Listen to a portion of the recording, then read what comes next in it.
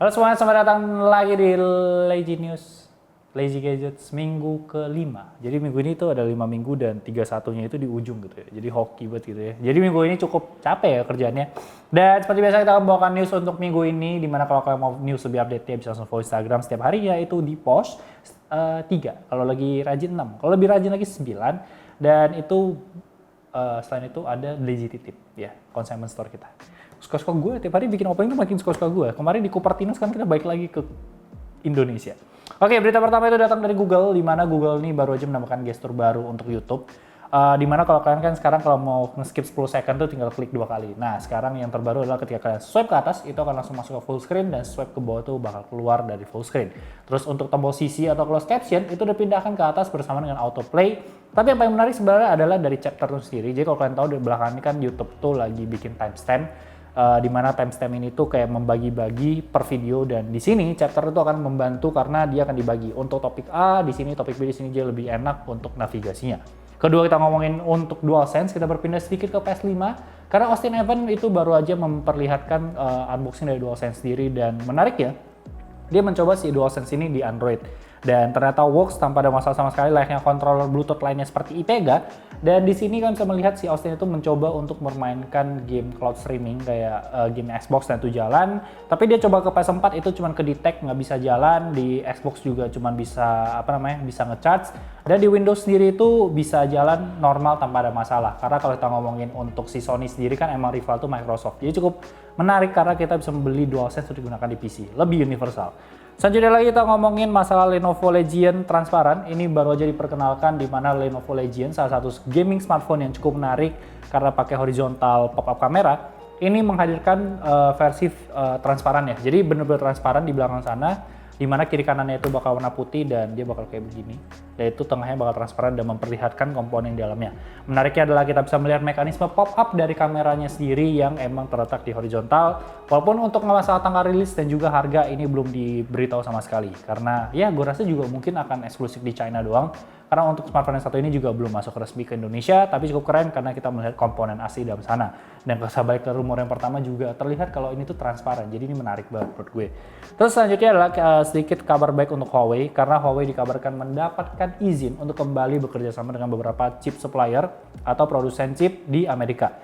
Dengan satu syarat yang mungkin sedikit mengganggu beberapa orang adalah tidak bisa, kalau chipnya itu dikonfirmasi tidak bisa menjalankan 5G.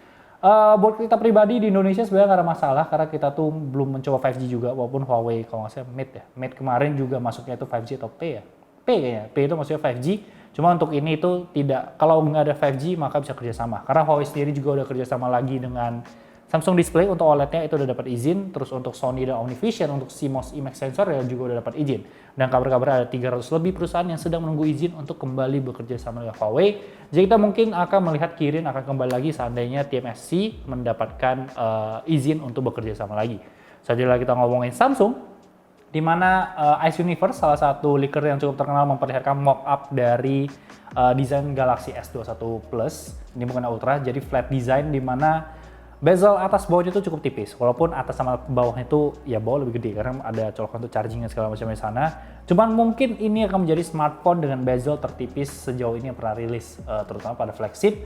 Karena kita tahu tuh under display kamera juga belum akan hadir di Samsung Galaxy S21 Plus ini, jadi masih pakai punch hole. Tapi by design ini menurut gue keren banget, cuman nanti kita tunggu aja. Karena Galaxy S21 sendiri juga cukup menarik, karena kalau kita ngomongin Galaxy S21 Ultra, itu baru aja direvisi desainnya oleh si OnLeaks. Jadi dia kemarin memperlihatkan sebuah desain dengan 4 sensor. Kali ini menjadi 5 sensor, yang mungkin sensor terakhir adalah 3D ToF, tapi belum bisa dikonfirmasi. Dan penempatan flashnya sendiri itu di tengah 2 sensor yang di kanan. Cukup aneh menurut gue, karena gue lebih prefer ditaruh di bawah. Gue rasa ada keharusan desain yang mengharuskan flash itu di tengah-tengah 2 sensor tersebut.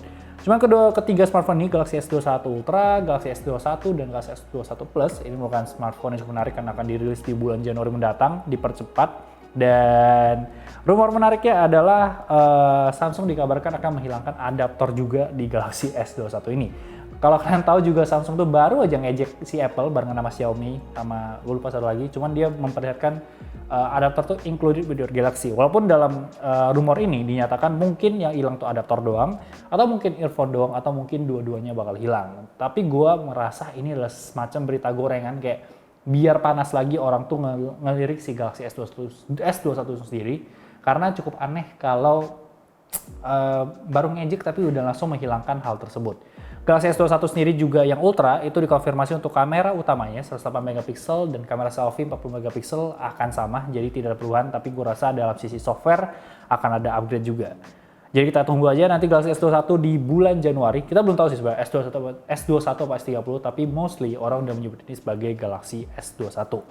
Next, kita ngomongin juga masalah iPhone 12 mini. Untuk minggu ini berita Apple cukup padat. Yang pertama adalah salah satu tech reviewer dari Romania, sepertinya itu melanggar NDA. Jadi kalau nggak salah tuh NDA itu kayak semacam non-disclosure agreement, di mana kita tuh kan kalau kayak reviewer tuh dapat smartphone duluan kayak seminggu sebelum untuk dicoba, nanti reviewnya saat rilis tuh langsung dapat gitu. Nah itu sepertinya kelewatan untuk NDA-nya dan terrilis, di mana kita bisa melihat bentuk dari iPhone 12 mini ini sendiri dibandingkan dengan iPhone XR, iPhone 6.1, iPhone 12 6.1, iPhone 12 Pro, dan juga dia bandingin sama iPhone 11 Pro Max. By design ini kecil banget, lucu banget kalau kalian lihat dia taruh di telinga. Cuman untuk referensi paling gampangnya gue rasa adalah dibandingkan dengan iPhone SE yang terbaru. Karena iPhone SE yang terbaru itu kayak cuman beda 7 mm untuk tingginya dan 3 mm untuk lebarnya, 7 mm untuk tingginya.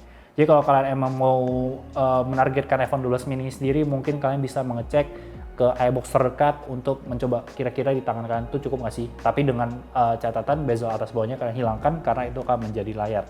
Selanjutnya kita ngomongin iPhone 12 yang sepertinya tanggal resminya akan segera terkuak ya di Indonesia, karena keempat smartphone itu udah masuk ke TKDN, jadi harusnya 30% udah segala macam udah aman. Tinggal satu lagi itu adalah sertifikat dari Direktorat Jenderal Sumber Daya dan Perangkat Pos dan Informatika, itu SDPPI.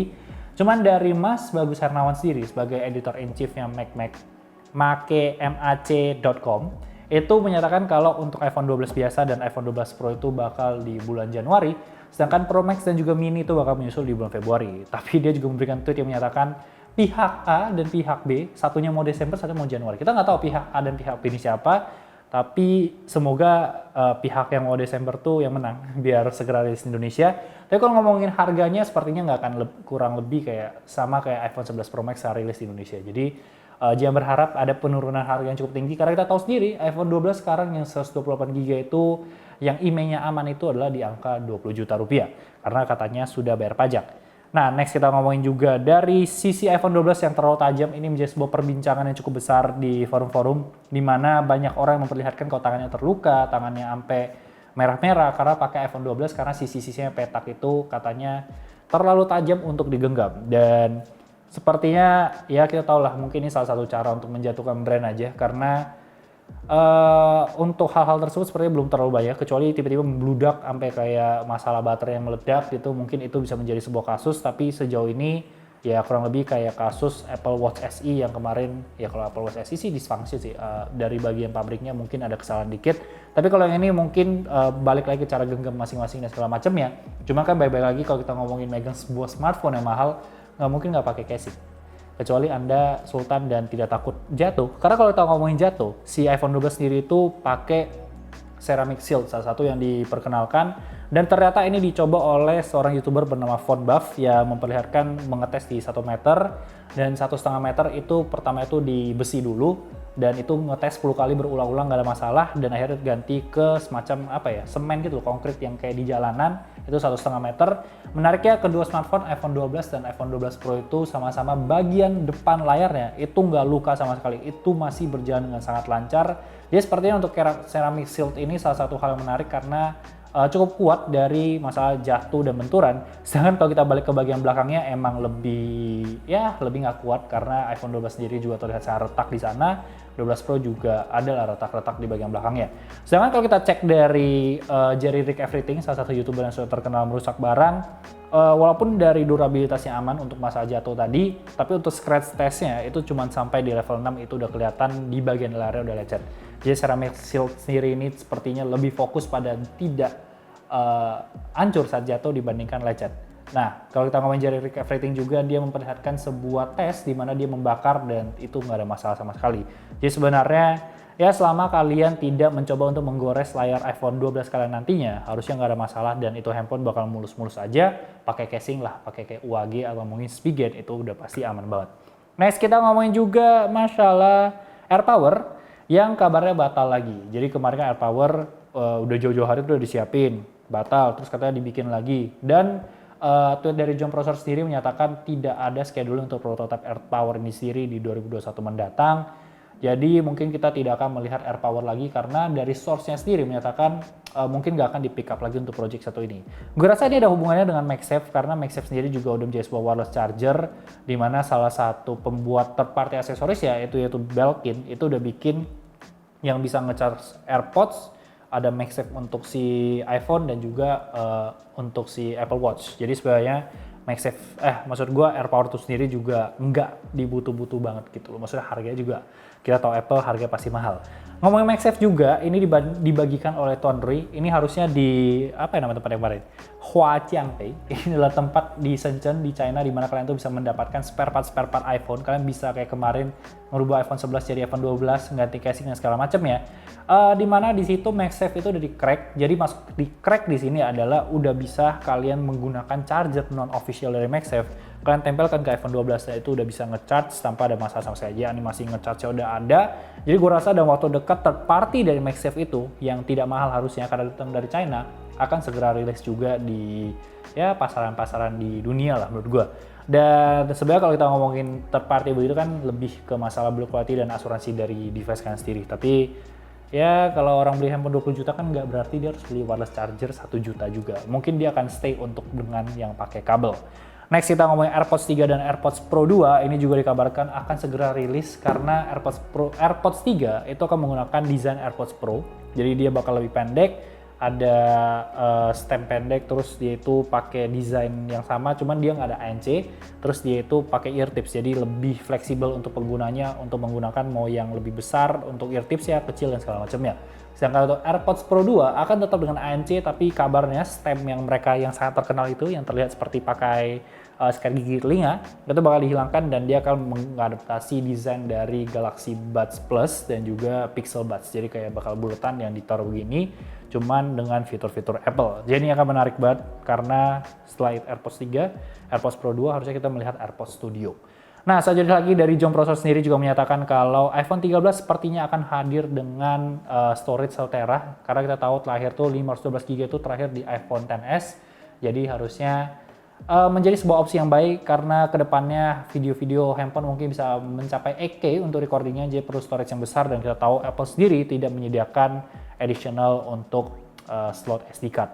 Dan kita tutup berita ini dengan iPhone 12 Pro yang punya fitur di measure. Kalau kalian tahu kan measure dulu bisa ngecek lantai itu berapa panjangnya, meja berapa, tinggi segala macam.